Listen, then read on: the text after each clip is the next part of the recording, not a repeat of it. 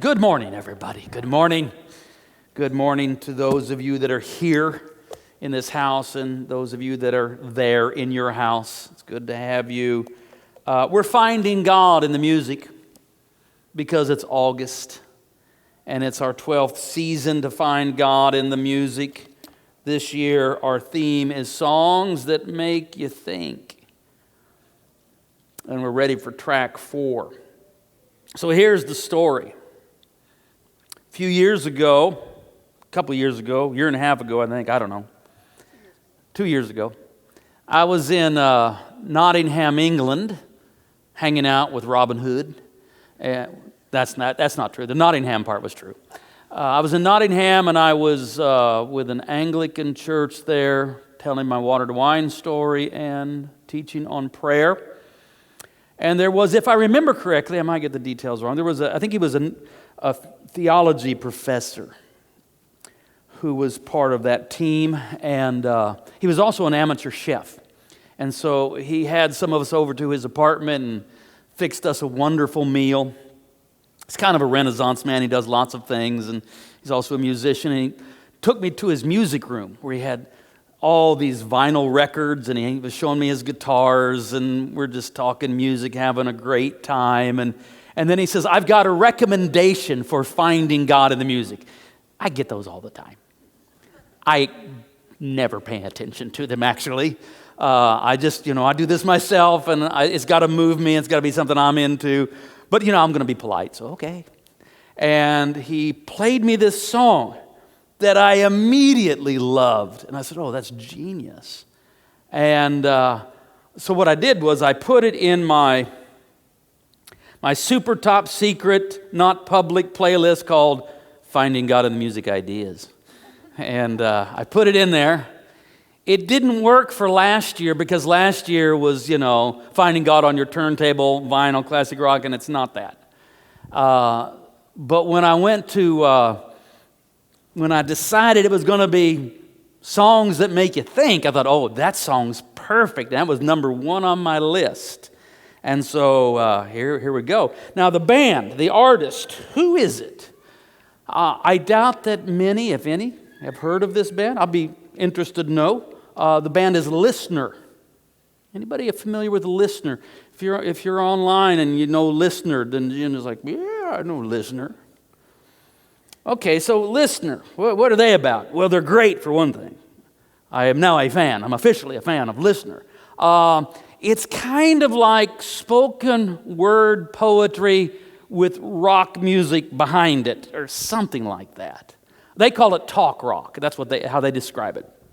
When they play their heavier stuff, I'm not going to give you a heavy one today, but when they play their heavier stuff, they sometimes remind me of Rage Against the Machine.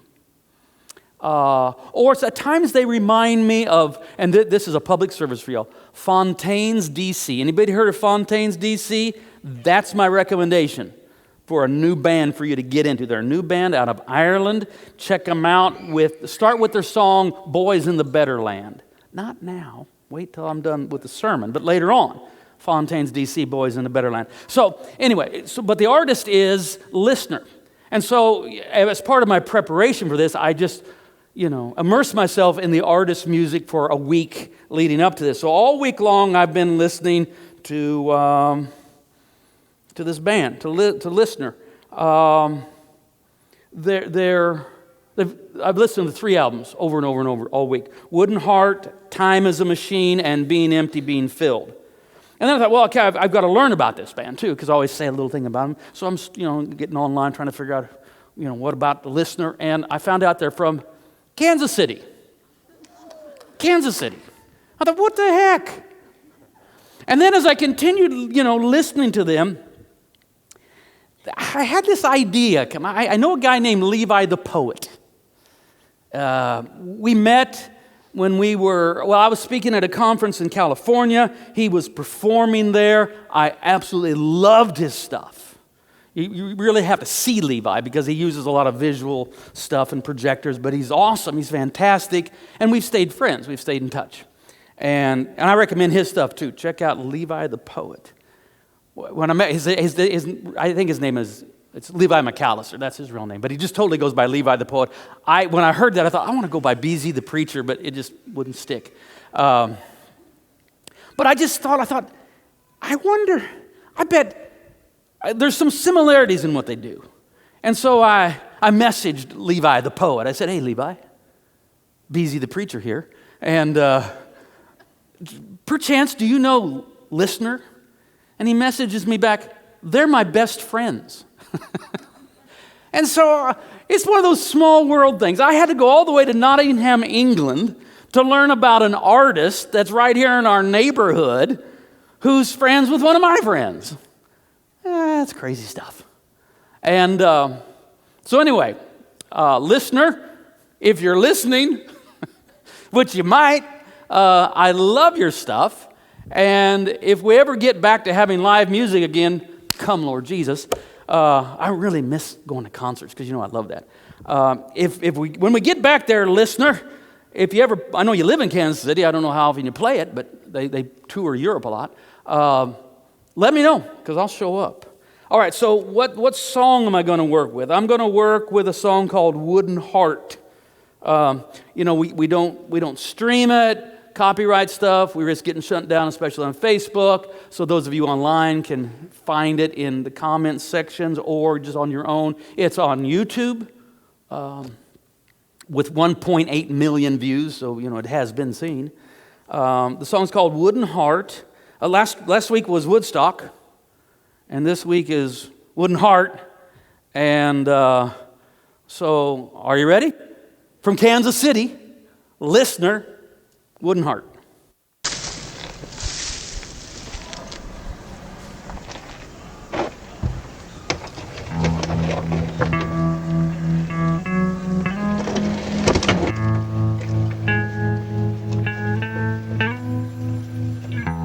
We're all born to broken people on their most honest day of living. Since that first breath, we'll need grace that we've never given. Well, I've been haunted by standard red devils and white ghosts. It's not only when these eyes are closed. These lies are ropes. I tied into my stomach, but they hold this ship together, tossed like leaves in this weather. My dreams are sails that I point towards my true north, stretch thin over my rib bones and pray that it gets better. But it won't. At least I don't believe it will. So I built a wooden heart inside this iron ship to sail these blood-red seas and find your coast. Don't let these waves wash away your hopes. This warship is sinking and I still believe in anchors. Pulling fistfuls of rotten wood from my heart, I still believe in saviors. We're all made out of shipwrecks, every single board. Washed and bound like crooked teeth on these rocky shores. So come on and let's wash each other with tears of joy and tears of grief. And fold our lives like crashing waves and run up on this beach. Come on and sew us together. Just some tattered rags stained forever. We only have what we remember. Well, I'm the barely living son of woman, a man who barely made it, but we're making it. Taped together on borrowed crutches and new starts. We all have the same holes in our hearts. Everything falls apart the exact same time that all comes together perfectly at the next step. But my fear is this prison that I keep locked below the main deck. I keep a key under my pillow. It's quiet and it's hidden. And my hopes are weapons that I'm still learning how to use right. They're heavy and I'm awkward, I'm always running out of fight. So I've carved a wooden heart, put it in this sinking ship, hoping it would help me float for just a few more weeks. But I'm all made out of shipwrecks, every twist and beam. Lost and found like you and me, all scattered out on the seas. So come on and let's wash each other with tears of joy and tears of grief. And fold our lives like crashing waves and run upon this beach. Come on and sew us together. We're just some tattered rags stained forever. We only have what we remember.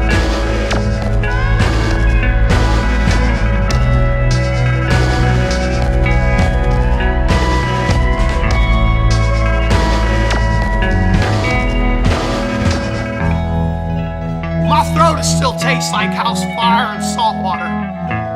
Or this tide like loose skin, come on, rock me to sea.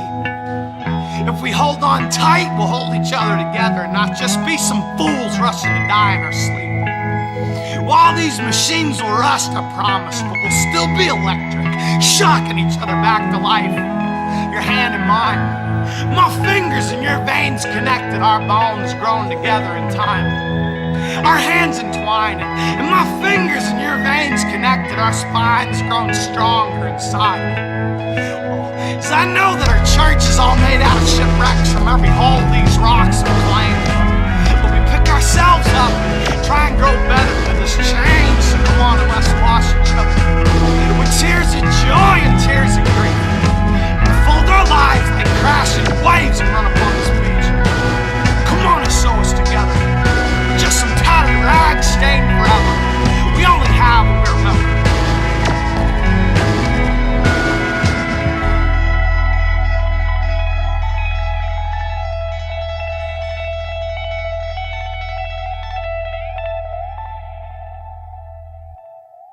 All right, thank you, listener. I love that. That's making me think. It makes me think.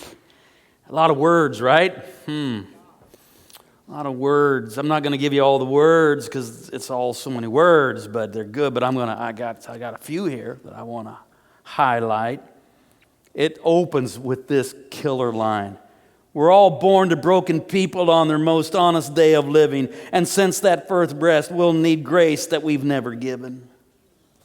Come on, we're all born to broken people on our most honest day of living. But I know that we're all made out of shipwrecks, every single board washed and bound like crooked teeth on these crooked shores. Yeah, that's a poet.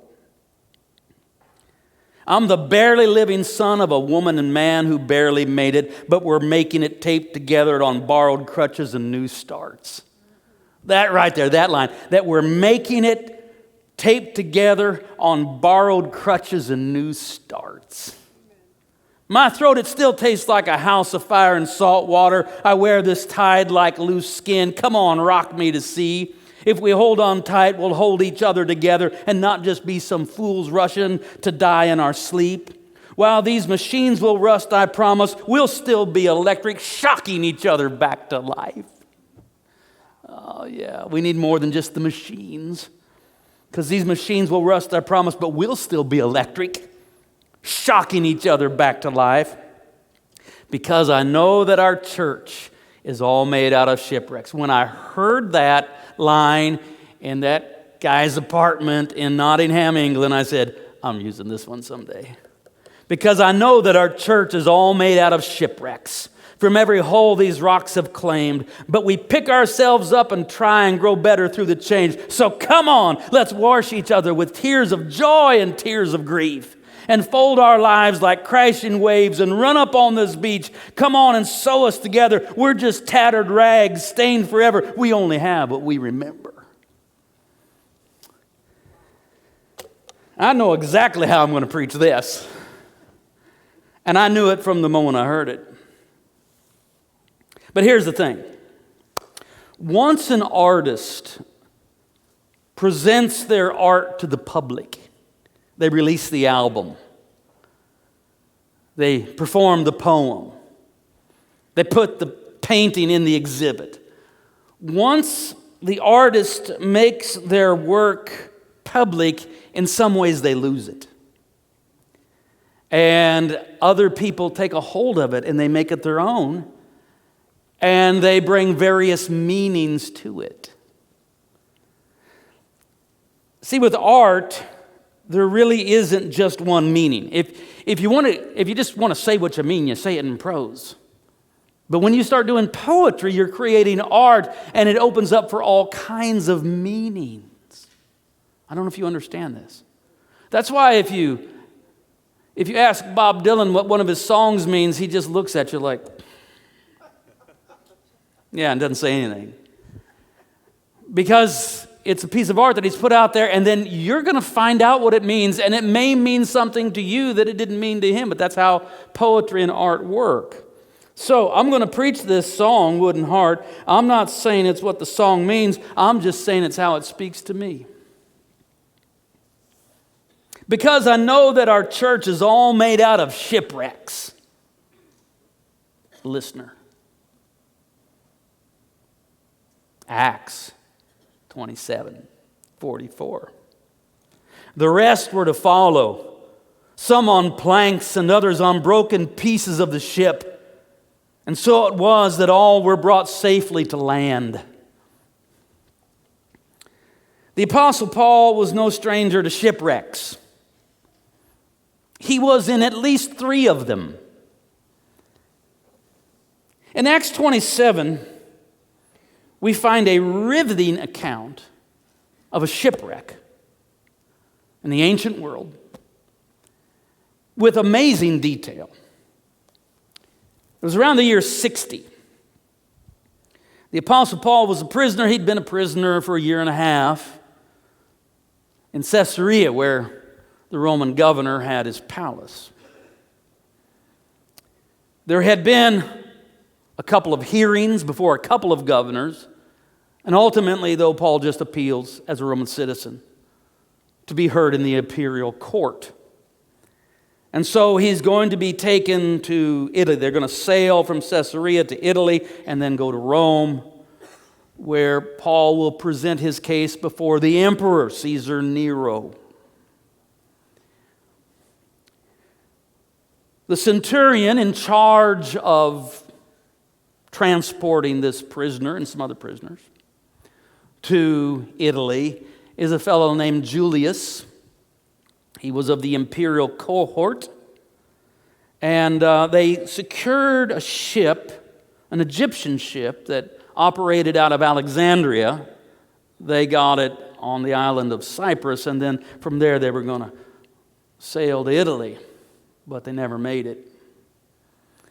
A few days into their journey, they got caught in a typhoon. There were 276 passengers on board. There's amazing detail in this. And they were the sailors, soldiers, prisoners, and then some were just passengers or travelers. 276 people on this ship, and it got in a typhoon. At one point, they knew they were near land, and the sailors were getting in the lifeboat because they knew that they were probably going to be dashed to pieces upon the rock. The ship was going to sink, and they were going to get into the lifeboat, escape onto the beach, and let the people, the soldiers and the prisoners and the passengers fend for themselves. And Paul sees this happen, and he tells Captain Julius, he said, if you let the sailors leave, we're all going to die. And so this is just so cool. So then the centurion, the captain of the imperial cohort, Julius, he just gets out his sword and just hacks those ropes to the lifeboat and just falls into the sea, and, as if to say to the sailors, we're all in this together now. So they're going to have to try to do the best they can now to bring this ship to shore. It's a riveting account, Acts 27. And they almost make it. And then they crash upon the rocks. And the ship is torn to pieces. They all end up in the sea. But all 276 people made it safely to shore. Some on planks, some on broken pieces of the ship. They all made it safely to shore because Paul had said this. I urge you now to keep up your courage, for there will be no loss of life among you, but only of the ship.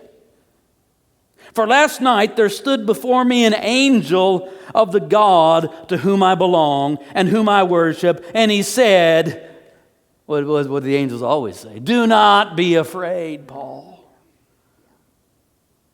You have to imagine, this is occurring at night. Can you imagine being in a typhoon, in a shipwreck, at night, you can't see anything, and you're going into the sea? It would be terrifying. But an angel comes to Paul and says, don't be afraid, Paul. You must stand before the emperor. And indeed, God has granted safety to all those who are sailing with you. So keep up courage, men, for I have faith in God that it will be exactly as I have been told. But we will have to run aground on some island. My ship's been split to splinters, and I'm sinking fast. I'm drowning in the poison, got no future, got no past. But my heart is not weary, it's light and it's free. I've got nothing but affection for all those who've sailed with me. My clothes are wet, tied on my skin, but not as tight as the corner I've painted myself in. Stick with me, baby, stick with me anyhow. Things should start to get interesting right about now. This is more or less what happened. But they made it. All 276 of them dragged themselves onto the beach in their tattered rags. Now, when they were in the ship, it was very stratified. You had Julius, the Roman centurion in charge of the imperial cohort. You have the captain of the ship, and they butted heads now and then, but they're at the top. And then you have the sailors. And then you had the passengers. And then, least of all, the bottom, you have the prisoners. So they're all, where your rank is, where you fit. They're all stratified in a social order, from captains and military officers all the way down to prisoners. But they all go into the sea. And, Julius loses his imperial purple cloak. And when they're dragging themselves up onto the beach, there's no longer any who's on top. They're all just survivors. You can't tell who's who. You can't tell the prisoner from the captain of the ship, from some just traveler, from some sailor. They're all the same now. They're just survivors. They're just barely making it. It's cold. It's rainy. We're told that. But they encountered kindness. The Maltese, the native inhabitants. I was reading about Malta yesterday. I think I want to go there. Can't go anywhere nowadays, but you can dream. And the Maltese become aware of this shipwreck on their shores. And they rush out and they build a fire. I can imagine them, they're bringing the blankets. They're helping these people. They're dragging themselves up out of the sea in their tattered rags, and they're putting the blankets around them, and they're bringing them over to this fire. And they're helping them out. They encounter that kind of kindness. And Paul got snake bit, He was gathering some wood to add to the fire, and there was a snake in there, and it came out and bit Paul. It was a poisonous snake, but Paul just shook it off, and he was okay. This is an exciting story, for sure. But it's more than that. It's a picture of the church. Because I know that our churches are all made out of shipwrecks. From every hull these rocks have claimed. But we pick ourselves up and try to go better through the change. So come on, let's wash each other with tears of joy and tears of grief. And fold our lives like crashing waves and run up on this beach. Come on and sew us together. We're just tattered rags stained forever. We only have what we remember. We've all found each other on a beach called Word of Life after our various shipwrecks. Come on, how many of you ever had a shipwreck? We've come ashore in our tattered rags with our stories of making it on broken pieces. Amen, Richard, I heard you. We made it on broken pieces, but the point is we made it. Some of you washed up on these shores with your broken theology, and you were hoping you could find something better than an angry God. Some of you washed up here with your broken life. Some of you came with your broken marriage, your broken heart, your broken hopes, your broken dreams. But the point is, you made it. You found a safe place. You found a shore. We've come ashore in our tattered rags and with our stories of how we are making it on broken pieces. Some of you are natives. Some of you are natives. I mean, you were born here. I mean, some of you were like actually born here. Others of you were born again here. It doesn't matter. Born here, born again here, just washed up here. You just found yourself, where am I? You're like, what's that Tom Hanks movie? Castaway, yeah. He just found himself. He didn't know where he was. So here we are. No matter who you are or how you got here, I can tell you this, we want to treat you with kindness. We'll bring out blankets and kindle a fire. That's what we try to do every Sunday. That's what we're doing, because it's cold and rainy out there. If all you do is live out there, eventually, your faith begins to suffer hypothermia. And so we come in here and we kindle a fire. I felt the fire today. Got a little, warmed up by that fire that was kindled for us. Now and then we might get snake bit, but it's okay. We can shake it off and suffer no harm. Why? How can we do that? Well, because the gates of hell will not prevail. Did you hear our gospel reading today?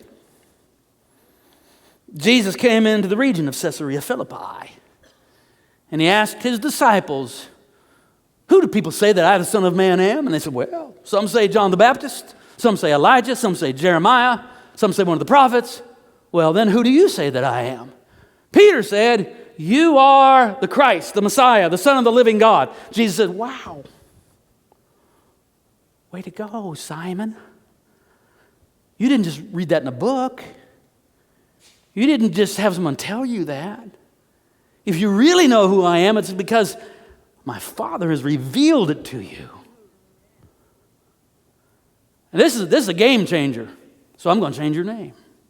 Simon, son of Jonah. Simon Bar-Jonah. I'm going to call you, well, upon this rock of this revelation of who I am, I'm going to build my church and the gates of hell will not prevail against it. So I'm going to call you Rocky.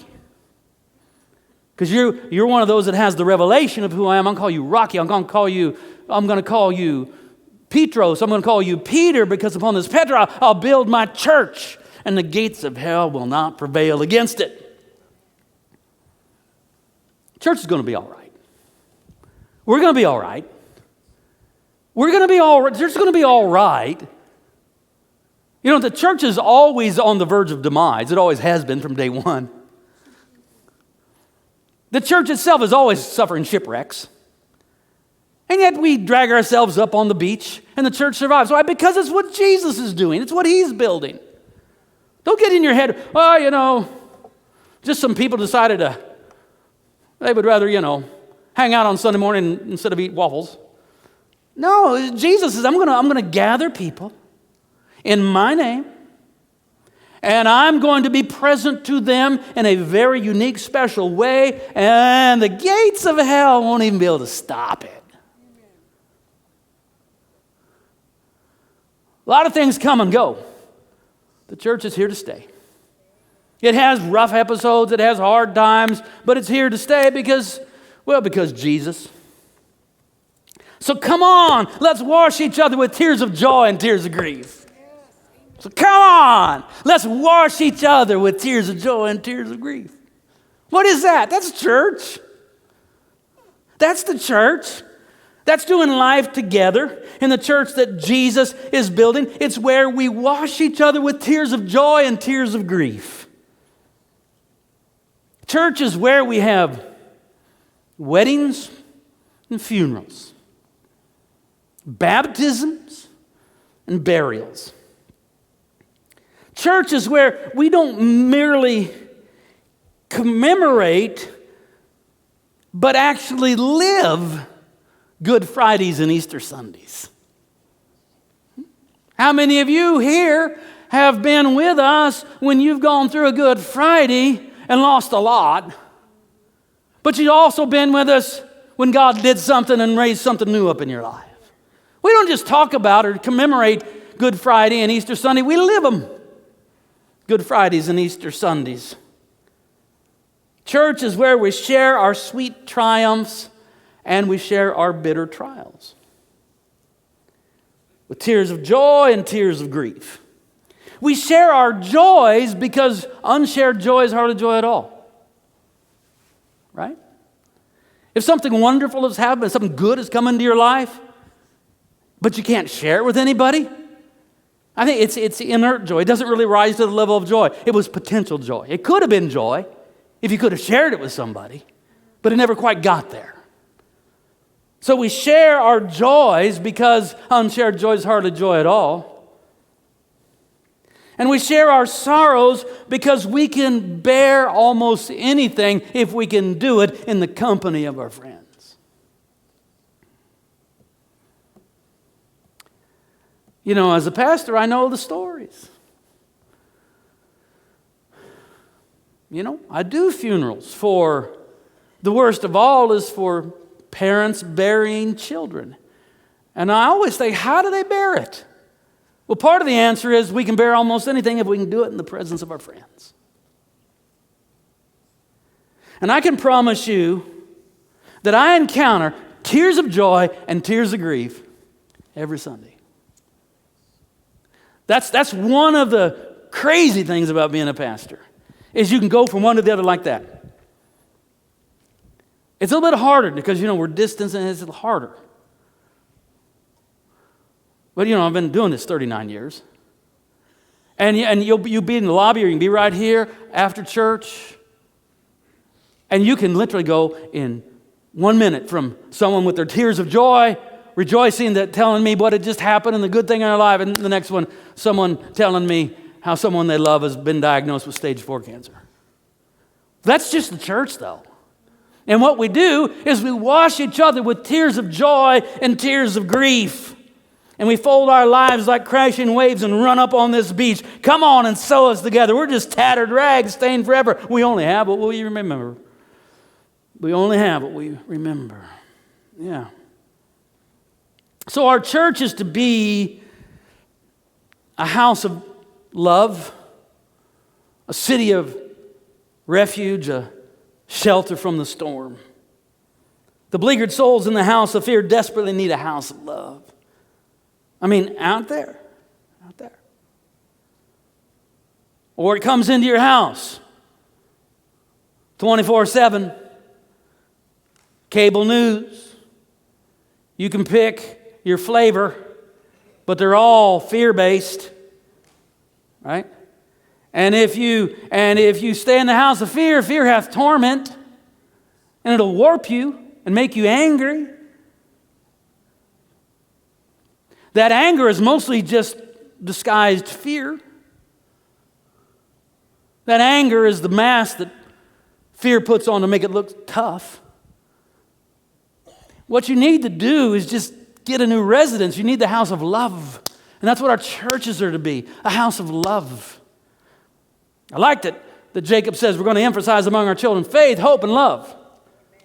Because you can just be shaped by anxiety, despair, and hate. Anger, it's in our society. Our church needs to be a house of love. It needs to be a city of refuge for the accused, the canceled, the condemned, the vilified that happens in our society, the set upon, in the Old Testament, if someone accidentally killed somebody, manslaughter, they're chopping wood and the axe head flies off and kills somebody. And now their family wants revenge because people think that'll help. And they're after him and he's on the run. He's set upon. They want to cancel him. But he makes it to one of these cities of refuge and there he can live. Our churches are to be a city of refuge for the accused, the canceled, the set upon. Our church is to be a shelter from the storm. A shelter from the storm. Shelter from the storm. I was burned out from exhaustion. Buried in the hail. Poisoned in the bushes. Blown out on the trail. Hunted like a crocodile. Ravaged in the corn. Come in, she said. I'll give you shelter from the storm. You're getting 2 songs today. I've heard newborn babies wailing like a mourning dove and old men with broken teeth stranded without love. Do I understand your question, man? Is it hopeless and forlorn? Come in, she said. I'll give you shelter from the storm. Who is she? She's the church. She's us. We're the ones that are saying to the battered and beleaguered, come in. We'll give you shelter from the storm. In the Apostles' Creed, we confess, I believe in the Holy Catholic Church. And I do. That's not the Roman Catholic Church. It's the Holy Catholic Church. But, I believe in the Roman Catholic Church too. I believe in the Eastern Orthodox Church, the Roman Catholic Church, the Anglican Church, the Anabaptist Church, the Protestant Church, the Evangelical Church, and we're the Life Church. Amen. Believe in the church. And what we're saying when we say, I believe in the Holy Catholic Church, is we're saying, I believe that all over the world, Jesus is building churches against which the gates of hell cannot prevail. Places where people are going to wash themselves together in tears of joy and tears of grief. So come on, let's wash ourselves together in tears of joy and tears of grief and fold our lives like crashing waves and run up on this beach. Come on, sew us together. We're just tattered rags stained forever. We only have what we remember. And Jesus said, do this in remembrance of me.